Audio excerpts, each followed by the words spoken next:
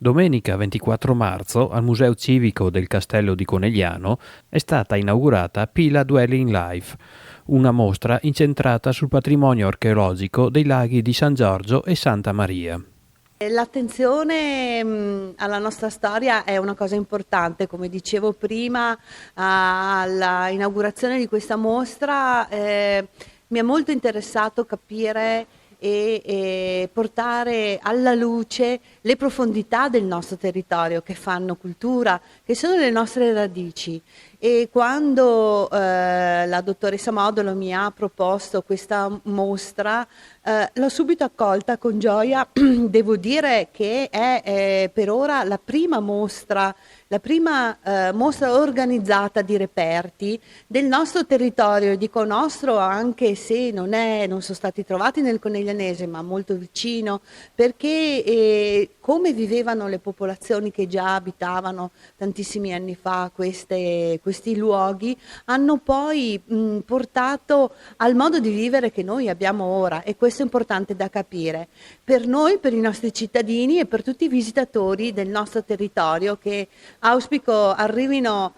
sempre di più, perché anche il turismo è importante, ma al turismo va data la possibilità di comprendere le radici profonde. Questo evento segna la conclusione di 5 anni di ricerche dell'Università degli Studi di Ferrara, iniziative avviate dopo la presentazione del progetto nel 2019 a Tarso. Una grande soddisfazione perché è la prima volta che viene inaugurata una mostra sui reperti archeologici del sito palafitticolo di San Giorgio e Santa Maria all'interno della terza giornata dei Colli Veneti, quindi ringraziamo il Comune di Conegliano per averci ospitato per la prima volta a far vedere questi bei reperti. E il visitatore che cosa trova all'interno? Allora, il visitatore all'interno troverà una selezione di reperti archeologici che sono stati collezionati durante le campagne di scavo dal 2019 al 2023. E questi reperti, per avere una comprensione un po' più ampia di quelle che erano le attività quotidiane, sono correlati da pannelli acquerello, con delle fotografie ad acquerello, che spiegano un po' alcune delle attività che venivano fatte durante la preistoria. Ma non solo, ci sono anche delle produzioni video da parte del dottor Giovanni Tomasi del Circolo di Ricerche Storiche di Vittorio Veneto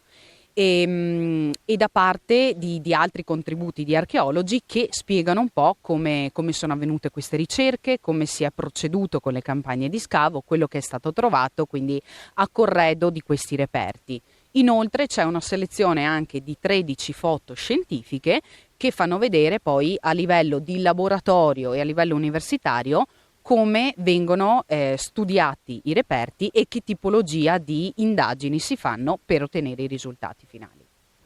Per poter raggiungere questo risultato è stato necessario un lavoro di equipe. L'allestimento voleva in un qualche modo accompagnare quella che è la ricerca scientifica, promuoverla, valorizzare il patrimonio che doveva essere divulgato. Si è voluto anche mettere in evidenza un altro tratto della ricerca che è quello della cantierizzazione, e per quello si sono utilizzati degli elementi che di solito non sono propri di quello che è uno scavo archeologico, anche se sono necessari, come i tubi innocenti piuttosto che altri tipi di materiali propri all'edilizia. Oltre all'allestimento che sorregge in un qualche modo la divulgazione, c'è stata poi una progettazione visuale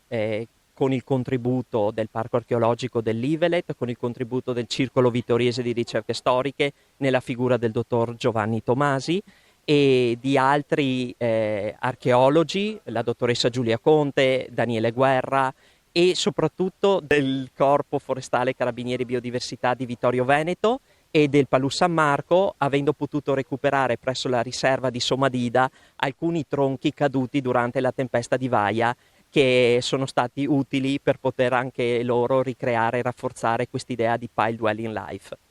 L'allestimento è stato permesso grazie al contributo l'anno scorso ricevuto da parte di Regione Veneto attraverso il programma Grandi Eventi, in quanto l'anno scorso si celebrava il 100° anniversario del primo ritrovamento presso il sito dei laghi di San Giorgio e Santa Maria. È stato ospitato presso la Torre del Castello, Museo Civico di Conegliano, grazie alla collaborazione del Comune di Conegliano, al personale amministrativo e alla Giunta Comunale. La mostra sarà aperta al pubblico fino a giovedì 2 maggio.